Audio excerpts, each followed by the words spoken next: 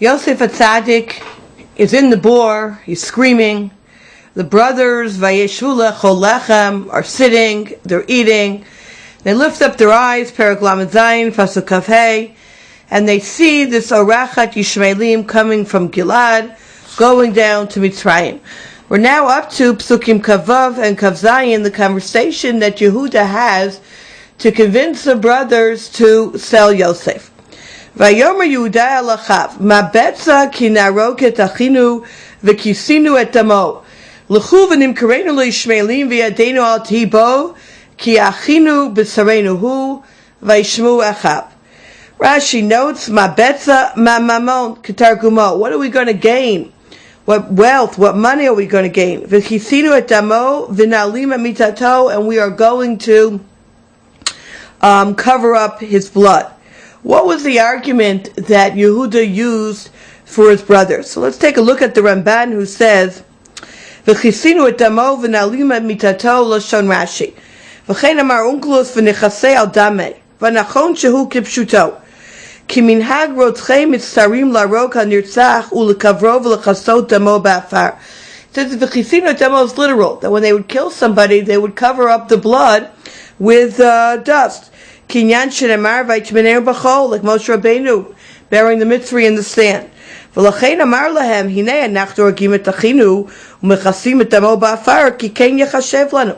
Here, what are we going to gain if we're going to literally v'chisinu et damo, cover up his blood after killing him in the midbar? V'nei Ruvain lamad lahem shelo yishpechu dam b'yadayim. Ruvain, according to at least the way his argument was understood by the brothers, said, don't go and physically kill somebody. But throw him into a bore, and by grama, by causality, he will die. You can't compare punishment to one who is going to actually kill somebody to one who's going to cause somebody to die. So says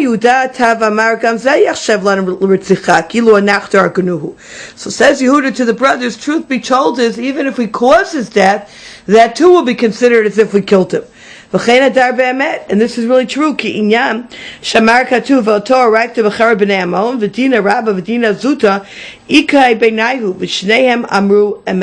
In reality, they will be held responsible if indeed they cause him to die. So Yehuda says, "Ma betza ki naroget achinu v'chisinu et damo." It's not a good idea, and therefore Yehuda comes up with a different plan. Now it's interesting if we take a look at the Leket Sichos Musar for a moment on page number 5. The Leket Sichos Musar, Slobodka Rosh Yeshiva Rav Sher notes on the top left. He says, "Ki yotzeh bekach asa Yehuda b'atzato limkor et Yosef. Hayu lo sveikot b'davar ashmato shel Yosef." Just like we saw with Ruvain, Yehuda also, probably all the brothers, had sveikos. Was this really a black and white case in terms of killing Yosef? V'hu achlit sheyadenu lo tehibo. He wasn't sure, so he decided, you know what? Let us not bring this into our own hands. Let someone else decide, so to speak. V'kach yesh lanu lasot b'chol mikra bo hachra'a kasher, v'yesh chashash lit'ot she'ein mimena chazara. It says l'spat Rosh Yeshiva, in any case where the consequences are irrevocable, in this case murder, so then you know what? It's best to step back and not make any rash decisions. Yet all came. Gam dvarim hapshutim v'tochniot yom yom shalanu. It's a very interesting Musar Askel. He says, generally, in our day-to-day lives, that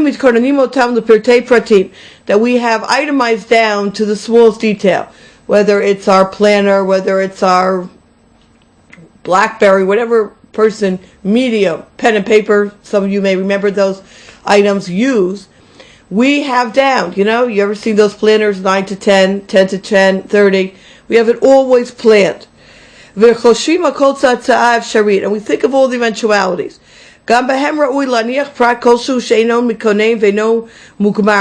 He says, leave part of your day a little bit unplanned.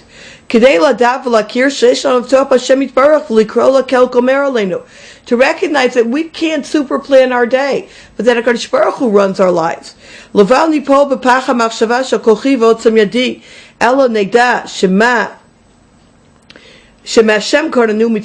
teach us that HaKadosh Baruch Hu is the one who leads our lives. So he says in life, whether it's a major decisions that we're not sure of, so then, if it's something you can't change, maybe you got to step back a little bit. Maybe you have to ask a shiur. Maybe you have to, not take such rash actions like Yehuda here. But in general in life, he says, we overplan, we're over-controlling. We try to have every part of our day covered. If we're able to step back just a bit and recognize that it's Hashem who's running the show and not us, and that He has calculation, and as we've seen, He has His master plan.